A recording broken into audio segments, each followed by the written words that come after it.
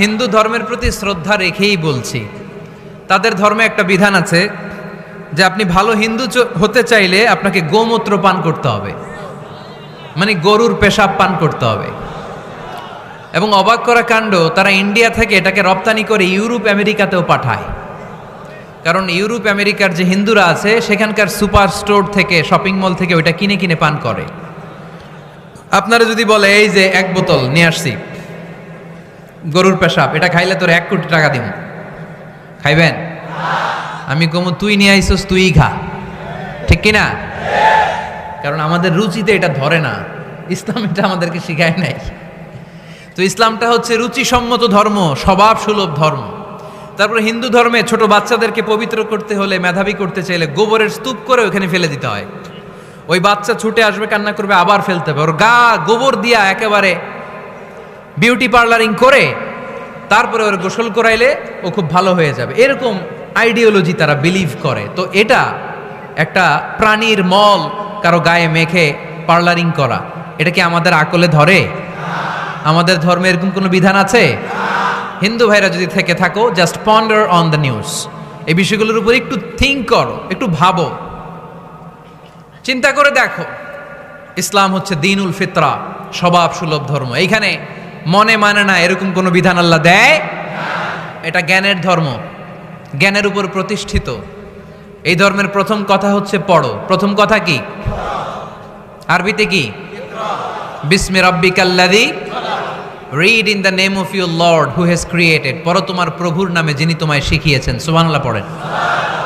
আবু দারদা রাদিয়াল্লাহু তাআলা আনহু বলতেন, কুন আলিমান, আলেম হও, আও মুতাআল্লিমান, অথবা আলেমের ছাত্র হও, আও মুত্তাবিআন, অথবা আলেমের ফলোয়ার হও, আও মুহিব্বান, অথবা আলেমকে ভালোবাসো, ওয়ালা তাকুনিল খামিস, 4টা হইও, 5 নাম্বার হইও না, ফাতাহলিক, তাহলে ধ্বংস হয়ে যাবা।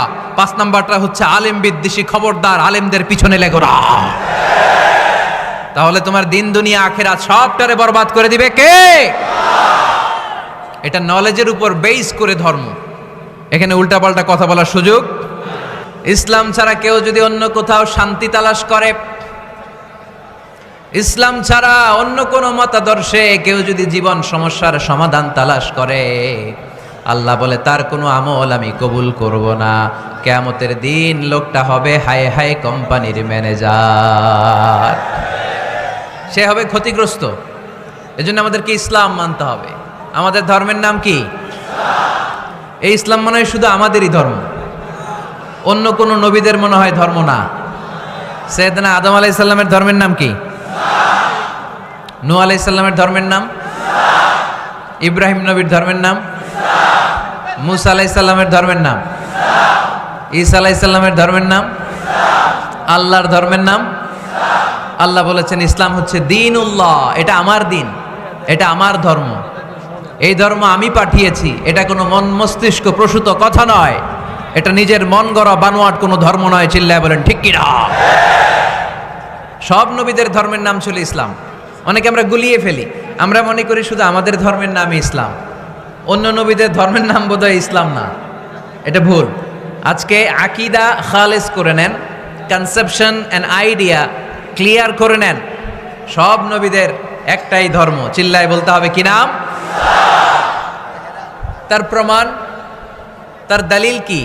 তার দলিল হচ্ছে আল্লাহর কোরআন।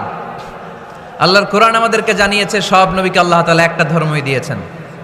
আল্লাহ বলছেন, মা কানা ইব্রাহিমু ইয়াহুদিয়ান ওয়ালা নাসরানিয়ান ওয়ালাকিন কানা হানিফাম মুসলিমা।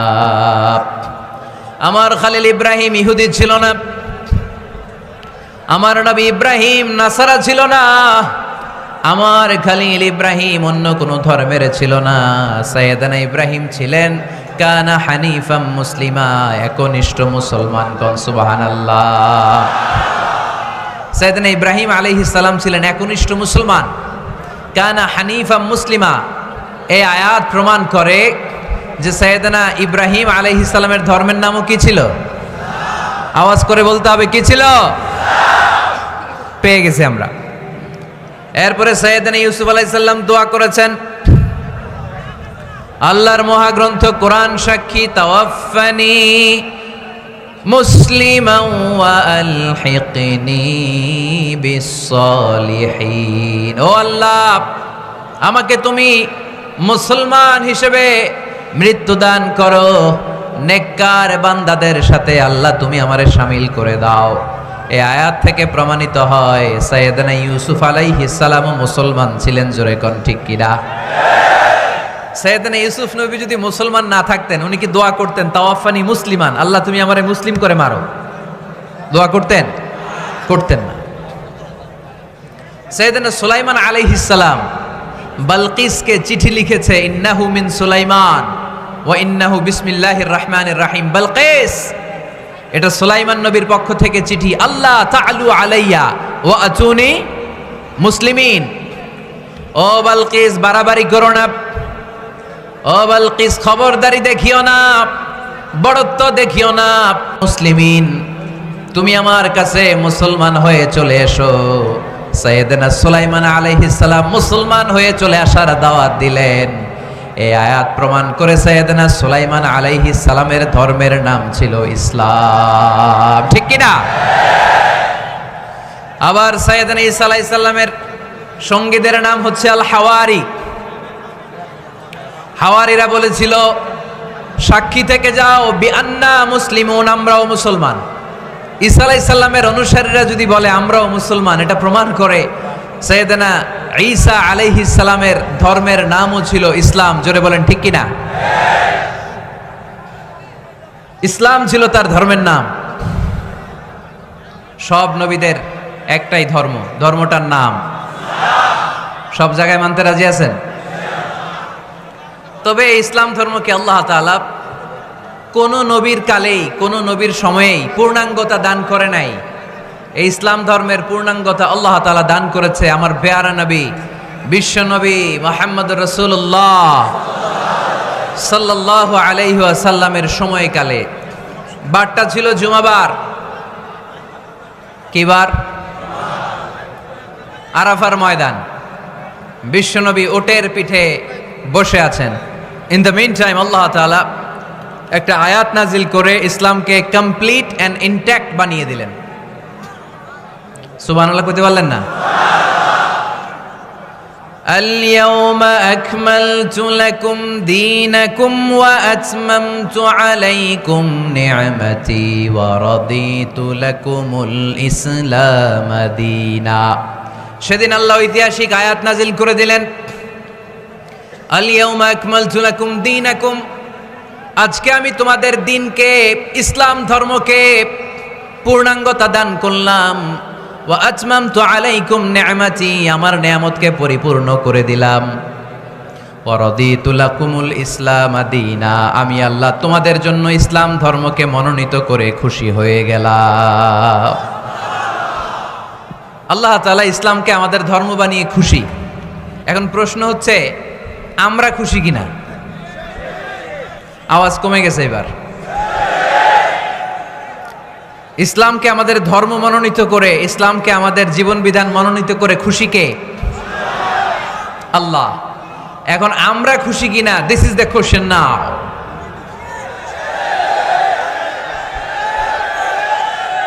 খুশি?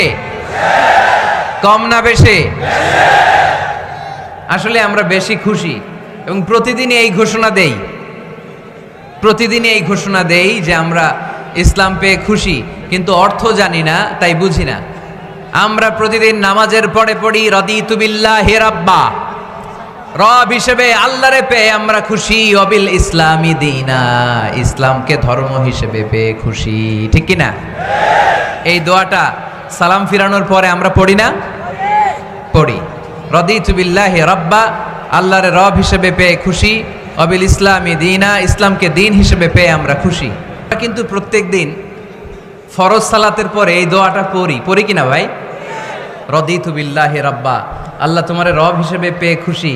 ওয়াবিল ইসলামি দীনা, ইসলামকে ধর্ম হিসেবে পেয়ে আমরা খুশি। এই দোয়াটা পড়ি কিন্তু অর্থ বুঝি না, তাই হৃদয়ে লাগে না। ঠিক কিনা? এজন্য অর্থ জানার দরকার আছে না নাই?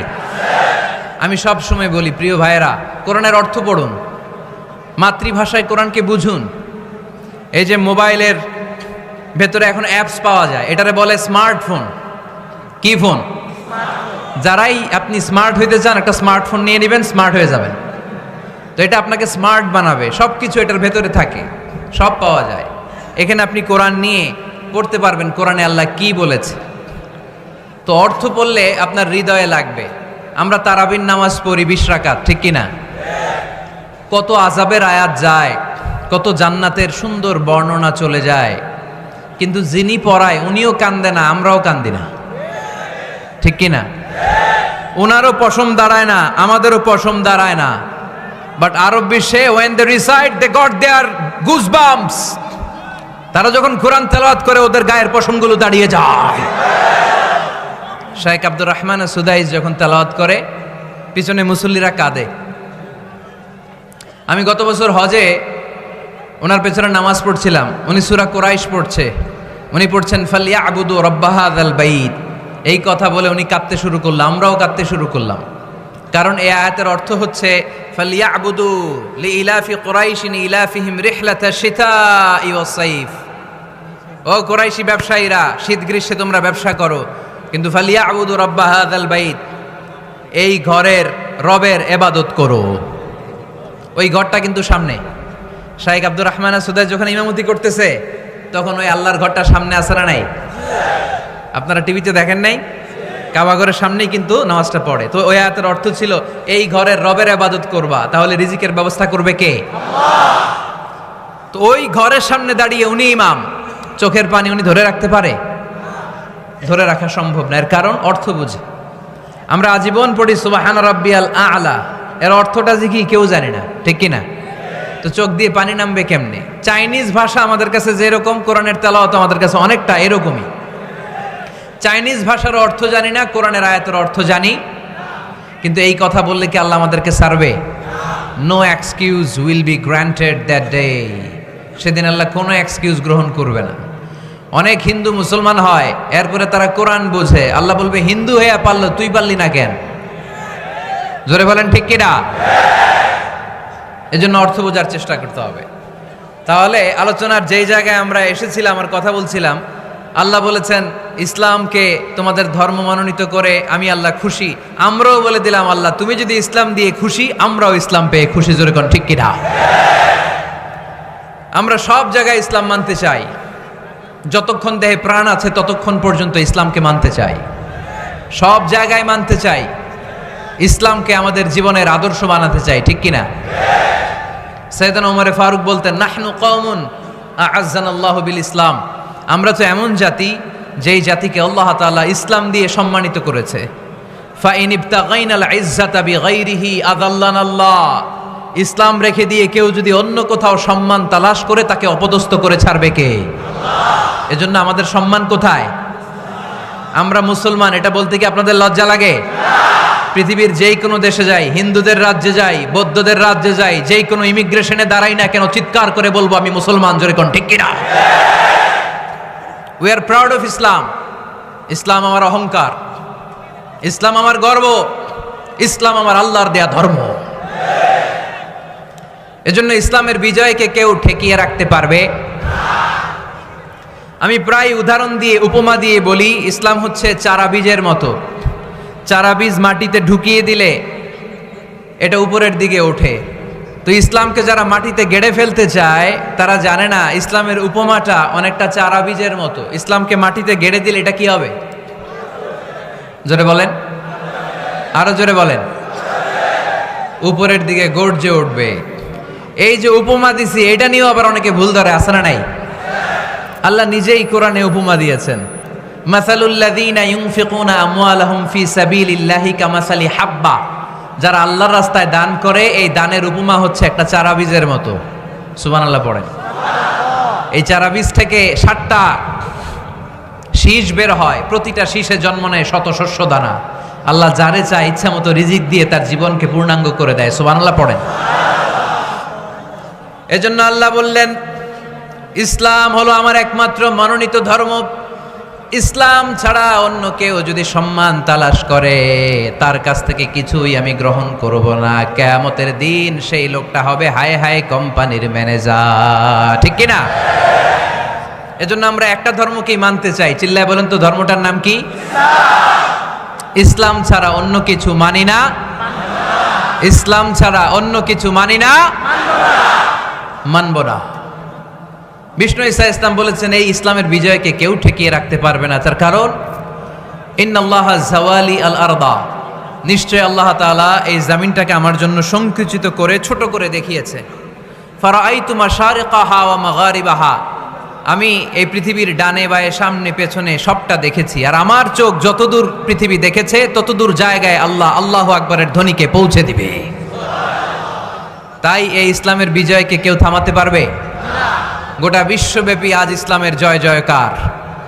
কালিমা পড়ে অন্যান্য ধর্মের লোকেরা আজ মুসলমান হয়ে যাচ্ছে, ঠিক কিনা? আমাদের তাফসির মাহফিলগুলোতেও অনেক হিন্দু ভাইরা কালিমা পড়ে মুসলমান হয়, আপনারা শুনছেন? আলহামদুলিল্লাহ কইবেন না? গোটা বিশ্বের সবচেয়ে নির্যাতিত ধর্মের নাম হচ্ছে ইসলাম, সবচেয়ে নিষ্পেষিত, খালি মায়ের খায়। গোটা বিশ্বে মুসলমানেরা মার খায়, কিন্তু তারপরেও বিধর্মীরা তাদের ধর্ম বাদ দিয়ে এই ইসলামের ভেতরে ঢোকার জন্য প্রতিযোগিতা শুরু করে দিয়েছে।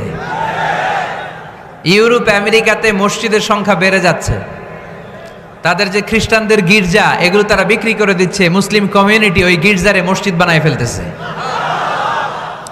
এই ইসলামের বিজয়কে কেউ ঠেকায় রাখতে পারবে না।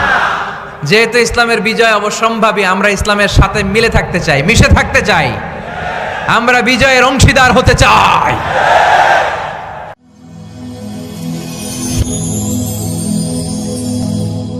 Rose TV 24.